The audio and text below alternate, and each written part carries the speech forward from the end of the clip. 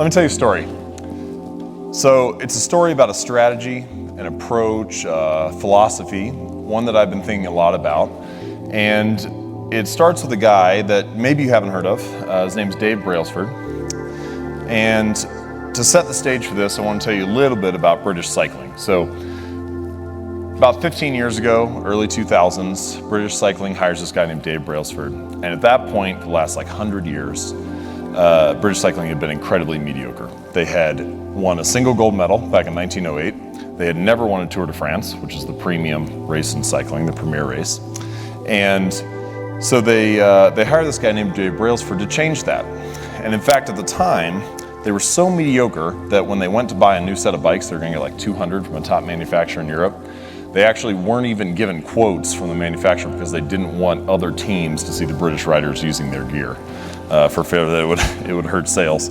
And so they brought Brailsford in and they said, "What's your plan for changing this?" And he said, "Well, I believe in this philosophy that I call the aggregation of marginal gains." The way that he described it is the 1% improvement in nearly everything that you do. So they started with a bunch of things that you would expect a cycling team to start with. So for example, they put slightly lighter tires on the bike. They got a more ergonomic seat for the riders to sit on. They had their outdoor riders wear indoor racing suits because they were lighter and more aerodynamic. They had each rider wear a biofeedback sensor so they could see how they would respond to training and then adjust it appropriately for the person. But then they did a bunch of things you wouldn't expect a cycling team to do. So they split tested different types of massage gels to see which one led to the best type of muscle recovery. They taught each rider how to wash their hands to reduce the risk of infections so they wouldn't get a cold after, and get sick. They also figured out the type of pillow that led to the best night's sleep for each rider and then brought that on the road with them to hotels whenever they were competing. And Brailsford said, if we can actually do this, right, if we can execute all these little 1% improvements, then I think we can win a Tour de France within 5 years. He ended up being wrong. They won it in 2 years, and then they repeated again the third year with a different rider. And then after a 1 year break, they won 2 more. So they've won 4 out of the last 5 now. They've gone to British cyclists. But it was at the Olympics in London in 2012 when this kind of strategy really came to fruition. They won 70% of the gold medals available. And so this idea that small improvements, tiny habits, little choices are not just a cherry on top of our performance, not just like a nice thing to have, but actually can be the key that unlocks significant success. That's an idea that I want us to carry with us as we go through the rest of this presentation. And one way to think about it is just kind of basic math. Like if you just look at the numbers, if you were able to improve by 1% each day for an entire year, and those gains compound, you would end up 37 times better at the end of the year. And if you were to get 1% worse, you would whittle yourself almost all the way down to 0. And what's interesting here is that everybody wants a transformation, right? Everybody wants a radical improvement, want rapid success. But we fail to realize that small habits and little choices are transforming us every day already. That these times when you make a choice that is slightly better, slightly worse, a little mistake or a small error, 1% better or 1% worse, that these things compound over time. And habits are the compound interest of self-improvement. And so if you can learn to master those, then you can make time work for you rather than get against you, right? Good habits make time your ally. Bad habits make time your enemy. And so throughout the rest of this presentation, I want to talk about how we can do that. Today, I'm going to teach you how to build the habits that you need to get the results that you want. And in order to do this, I'm going to take you through a framework for building better habits. And then I'm also going to share a personal example of how I use this. So my writing habit. If you don't know, I write at jamesclear.com. I write about how to build better habits, improve performance, and generally live better. Over 1 million people visit the site each month. There's over 400,000 subscribers on the weekly email newsletter. And it all came out of a simple writing habit. So for the rest of this talk, there are 4 stages of habit formation. I'm going to take you through each of those 4. All right, so the 4 stages are noticing, wanting, doing, and liking. Noticing, wanting, doing, and liking. You cannot perform a habit or take an action if you do not notice something. I need to see a coffee cup sitting on the side in order to pick it up first. If it's not in my realm of knowledge, if I don't know it exists, I can't do anything about it. But then I need to want it. I need to want to drink coffee and pick it up. If I don't desire it or crave it, then I will not take the action. Then there's doing, you actually do the habit. And then I need to enjoy the reward. I need to enjoy drinking the coffee to repeat it again. So noticing, wanting, doing, and liking. Let's talk about each one. And as we do this, I'm going to give you a little bit of research about why it works. I'm going to give you practical action steps, at least one for each, that you can use to implement it in your life. So, one of my favorite things about noticing, one of my favorite strategies for discussing it, is called implementation intentions. And there are hundreds of studies on this, over 100 studies on implementation intentions, if you feel like geeking out and getting into the research. But if not, I'll just give you the simple version here. So one of my favorite studies is about exercise. And they had 3 cohorts in this study. So they have the first cohort, they said, I just want you to track how often you work out over the next few weeks, right? So that's the standard cohort, the control group. Second group, they said, we want you to track how often you exercise, but we're also going to give you a motivational speech presentation, talk about the benefits of heart health, why habits are good for you, and so on. So this is the motivated group, right? The third group, they got the same presentation, so they're equally motivated, and then they did one thing differently. And that one thing was they filled out this sentence. They said, during the next week, I will partake in at least 20 minutes of vigorous exercise on this day, at this time, in this place, right? They specifically stated their intention to implement the behavior. So implementation intention. Here's what happened. First group, 1 out of 3 of them worked out. Second group, motivation did nothing. As soon as they left the researcher's facility the next day, they weren't motivated. It's like reading a book or watching a YouTube or listening to a motivational speaker and then you forget all about it 20 minutes later. But the third group, the group that had a specific plan for how they were going to implement the behavior, 9 out of 10 of them worked out. So you can increase your odds of success 2 to 3x just by having a specific plan. And this is the insight. Many people think that they lack motivation when what they really lack is clarity. They think that they need to get more motivated, that they need willpower in order to execute on a habit. If I just felt like writing, if I just felt like meditating, if I felt like working out, then I would do it. But in fact, they don't have a plan for it. And so they wake up each day thinking, I wonder if I'll feel motivated to write today. I wonder if I'll feel motivated to work out today. But instead, you can take the decision making out of it by explicitly stating when, where, and how you want to implement the habit. So here's how I did this with my writing habit. I decided that on November 12th, 2012, which was a Monday, if you check, that was going to be the first day that I published an article, and I was going to publish every Monday and every Thursday. That was my implementation intention. That was my specific plan. Didn't matter how good or how bad it was. It didn't matter how long or how short it was. It didn't matter how I felt about it. If all I could do was write 3 good sentences that day, then that was getting published. But I did that, and I did it for 3 years, and that was how the site grew. It was just that core habit that drove the growth. So you need to give your goals a time and a place to live in the world, right? Give them space on your calendar.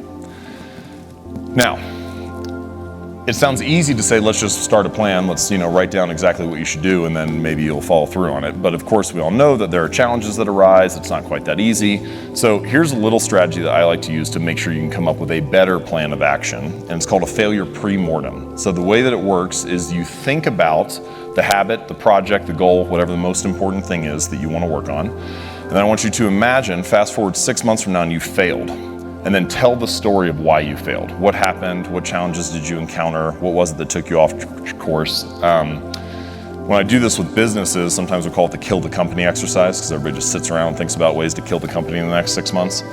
And once you have all that stuff laid out on the table in front of you, you can start to make better choices about how to develop a plan. You can start to have if-then plans. So not only do I want to exercise for 20 minutes on Monday at 5 p.m., but also if I do not exercise because I have to take my kid to practice or whatever, then Tuesday morning at 7 a.m. I will go in, right? You can have ways to adjust for these challenges. So, core point about noticing is it's hard to change something if you're not aware of it, and one way to become more aware of the opportunity to take action is to have a specific plan for when it's going to happen. All right, stage 2, wanting. One of the most overlooked drivers of habits and human behavior is our physical environment. So let me tell you a quick story. This comes from Harvard. So these researchers at Harvard went to Massachusetts General Hospital and they had a very interesting question. They wondered if they could change people's behavior without talking to them at all, without giving them anything to do, without trying to motivate them, but how can we shift their behavior without asking them to do anything? And so this is a drawing of the cafeteria at the hospital. This is drawn to scale. So The shaded pink boxes are areas where there are refrigerators that have soda in them. The 2 black boxes on the side are water, all right, refrigerators with water, and then all the other tables are food in the cafeteria. Now, they made a few little changes. They turned the pink boxes into ones that also had water. Okay, so they just added, but these refrigerators still have soda available. They just added water to it. And then they had a bunch of those little rolling carts, and they put those around the cafeteria too, so you can switch back and forth and see they just added a couple things. Now, what happened? They didn't talk to anybody, they didn't do anything, but over the next 6 months, people drank 25% more water and 11% less soda.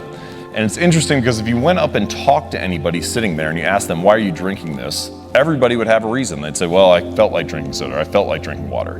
But in fact, many of them chose to drink it simply because they were presented with it. And this is an interesting insight about our desires. Your environment often influences them. We want things simply because they are an option, right? Simply because they are in front of us at the time. You walk into any living room in America, where do all the couches and chairs face? They all look at the TVs. Like, what is that room designed to get you to do? We wonder why we sit and watch so much TV, and it's because our desires are shaped in that way. So, thankfully, you don't have to be the victim of your environment. You can also be the architect of it. You can decide to design something to make your good behaviors easier and your bad behaviors harder. So, when it comes to habits, if you want to practice your guitar more frequently, put it right in the middle of your living room so you run across it all the time. If you want to read more, when you make your bed in the morning, take the book you want to read, put it on top of the pillow. When you come back that night, pick it up, read a few pages, go to sleep. For me, I used to buy apples all the time, and then I would put them in the crisper at the bottom of the fridge, and they would sit there for 3 weeks and go bad, and I'd finally open it up and see them again and get mad. And then eventually, I bought a bowl and put it right in the middle of the counter, and so then when I buy apples, I put them there, I see them every day, and now I eat them all the time.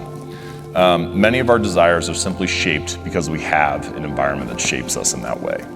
So the moral of the story is I've never seen someone stick to positive habits in a consistent fashion in a negative environment. Maybe you can overpower it once or twice, maybe you can have the willpower to do the right thing on one day, but if you're constantly fighting against those forces, it's going to be very hard to follow through. So don't rely on willpower and self-control. It's a lot easier to stick to better habits when you're presented with better options. All right, so what does this mean for writing?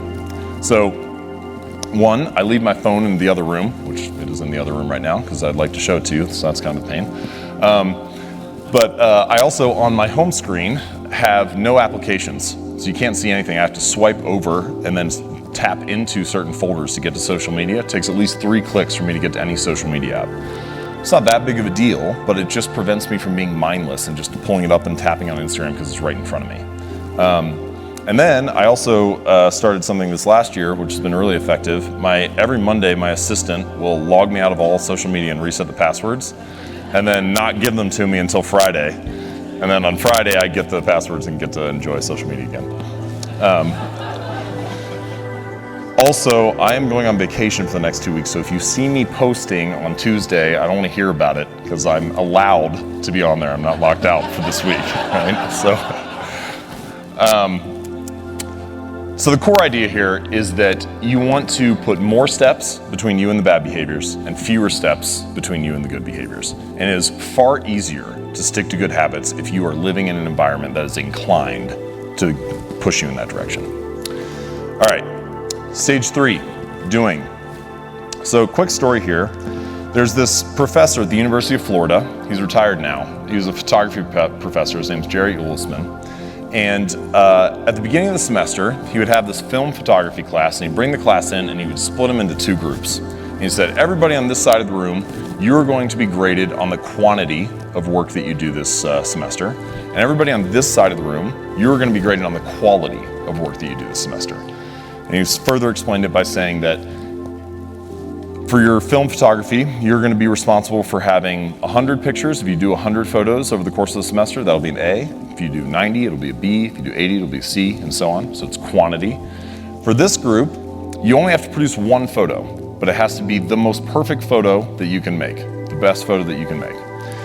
An interesting thing happened. At the end of the term, all the best grades came from the quantity group, not from the quality group. And what ended up happening was that while people were busy experimenting, making mistakes, learning how to play with composition and so on, they would come across a really great photo. And while the quality group was busy theorizing about what perfection would look like and how to take the perfect photo and not actually honing their skills, they ended up only making something mediocre or average. And the important insight here, especially for habits, is that in the beginning, the most important thing is just to shut up and put your reps in. Just make sure that you hone the skill, right? And you can start to think of it, the way that I like to think of it is that any outcome that you wish to achieve is just a point along the spectrum of repetitions. So if you have few reps to more reps, and you can imagine an easy goal, moderate goal, a hard goal, the more reps that you put in, the more likely you are to achieve that goal. So maybe point A is, let's take fitness, squatting 100 pounds. Point B is squatting 200. Point C is squatting 300. Maybe you need to put in 100 reps or 1,000 reps to get to point A. Maybe it's 5,000 to get to point B. Maybe it's 10,000 to get to point C. And this is actually very similar to what I saw with my writing habit. So after 6 articles, I had 100 subscribers. After 23, 1,000. After 96, 34,000, 177, 100,000, 243, and so on. And every rep that I put in, every article that I published, was something that was moving me closer to the next outcome on that spectrum. But you can't get around the fact that the repetitions matter. So every outcome is just a point along the spectrum. And this brings us to an interesting point, which is that if getting your reps in is incredibly important, then that means learning how to start is incredibly important, because each repetition, really any consistency with the habit, is just an exercise in getting started each day. If you can get started over and over again, then that's what consistency is. So you need to make it as easy as possible to start. I want to give you a little strategy for doing that. I like to call it the 2-minute rule. Now, this is adapted, so David Allen has a 2-minute rule for productivity, and his rule is that if it takes 2 minutes, just do it now. So like throwing in the laundry or washing a dish or calling somebody back, if it takes 2 minutes or less, just do it right away. Don't plan it, don't wait, just do it now. Now, for many of the habits and behaviors that we want to perform, they're gonna take longer than 2 minutes. If you go to the gym, you're not gonna work out for just 2 minutes. But any habit can be started in less than 2 minutes, whether it's writing, working out, meditating, anything. And so the goal here is that you want to optimize for the beginning of the task. You want your habits to act as an entrance ramp to a bigger routine. One of my favorite examples of this, Twyla Tharp, great choreographer and dancer, she said that she had a 2-hour workout routine that she did every morning. But the habit was not the workout routine. The habit was she would wake up, walk down to the street, and then hail a cab. And that was the only thing she focused on. And as long as she hailed the cab and got in the car, she knew that she was gonna end up at the gym and then do the rest of the workout. So she put all of her energy into starting. Now, what I like to say is you should optimize for the starting line, not the finish line.